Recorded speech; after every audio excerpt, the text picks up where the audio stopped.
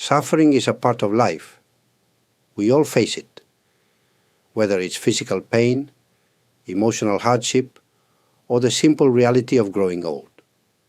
But in Buddhism, suffering has a deeper meaning. It's not just about the pain we feel. It's about understanding why we suffer and what we can do about it. In Buddhism, we call this suffering dukkha. This word doesn't only mean pain or sadness. It's more like a sense of dissatisfaction with life. Even when things seem to go well, we may feel something is missing. Have you ever achieved a goal only to feel empty afterward? That's dukkha. It's like an itch we can't quite scratch. Now let me explain why we experience this. According to the Buddha, the root of suffering lies in three things: craving, aversion, and ignorance. Craving is when we want something so badly that we can't enjoy what we already have.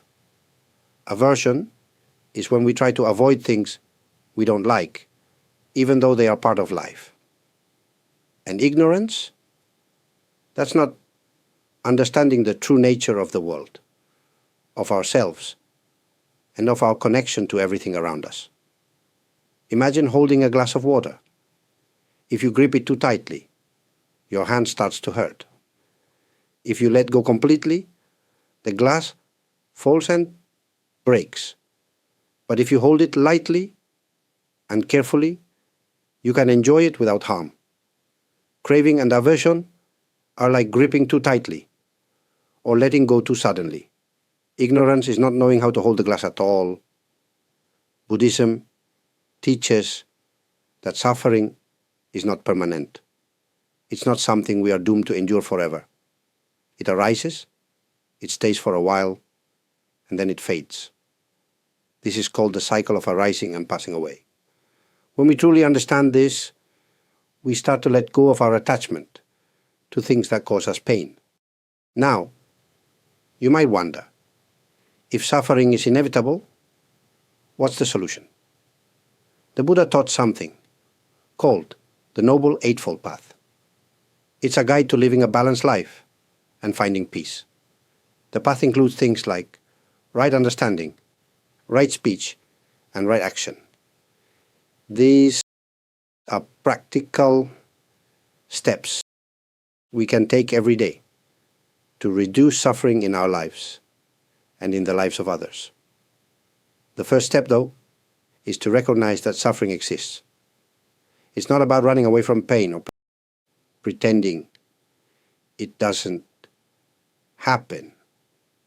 Instead, it's about facing it with wisdom and courage. When we do this, we can start to transform our suffering into something meaningful. Now that we've talked about the roots of suffering, let's explore how it manifests in our daily lives. Many people think suffering only happens during big, tragic events. But the truth is, suffering can be subtle, like a quiet background noise we don't always notice. Think about your daily routine. You might feel annoyed when traffic is slow, frustrated when your phone doesn't work, or restless when you're waiting in line. These small moments of discomfort are also forms of dukkha. They're reminders that life doesn't always go the way we want it to.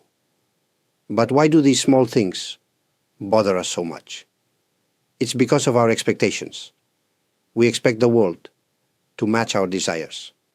When it doesn't, we feel upset.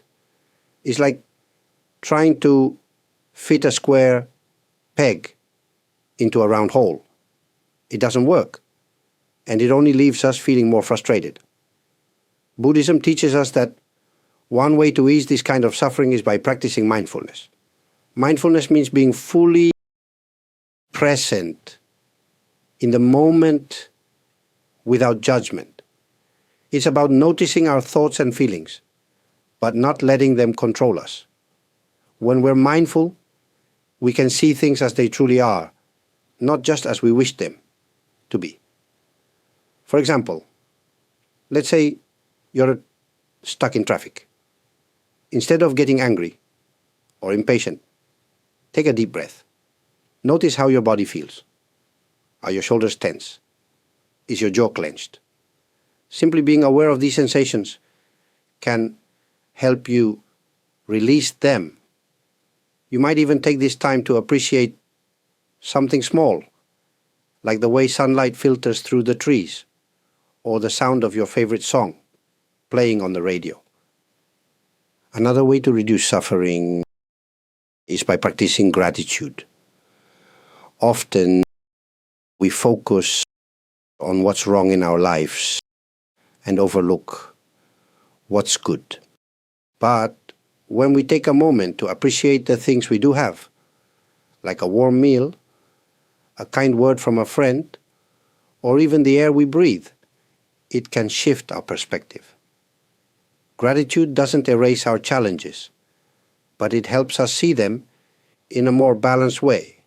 Remember, suffering isn't just about the big things in life. It's also about how we respond to the little moments. When we practice mindfulness and gratitude, we can start to soften the edges of our discomfort.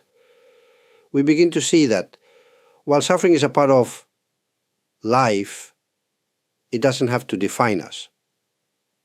The Buddha's teachings aren't just about understanding suffering. They're about finding freedom from it. And that freedom begins with small steps, taken one moment at a time. So far, we've explored the roots of suffering and how it shows up in our everyday lives. Now let's talk about how we can truly overcome it. This is where the heart of Buddhism shines, offering not just understanding, but a path toward freedom. As I mentioned earlier, the Buddha taught the Noble Eightfold Path. Let's take a closer look at some of its key elements. These are practical steps you can apply to your own life, no matter where you are or what your circumstances may be. First, there's right view. This means seeing the world as it really is, not as we imagine it to be. It's understanding that everything is impermanent and clinging to things only creates more suffering. When we accept that change is natural, we start to feel less resistance and more peace. Next is right intention. This involves cultivating thoughts of kindness and letting go of harmful desires. Ask yourself what motivates your actions. Are you driven by greed, anger, or fear? Or are you acting from a place of compassion and understanding? When we align our intentions with kindness, our actions naturally follow. Then we have right action and right speech. These are about living in a way that doesn't harm others or ourselves. Simple acts like speaking truthfully, avoiding gossip, and helping those in need can make a profound difference, both in our own lives and in the world around us. Finally, there's right mindfulness. As we discussed earlier, mindfulness helps us stay present and connected.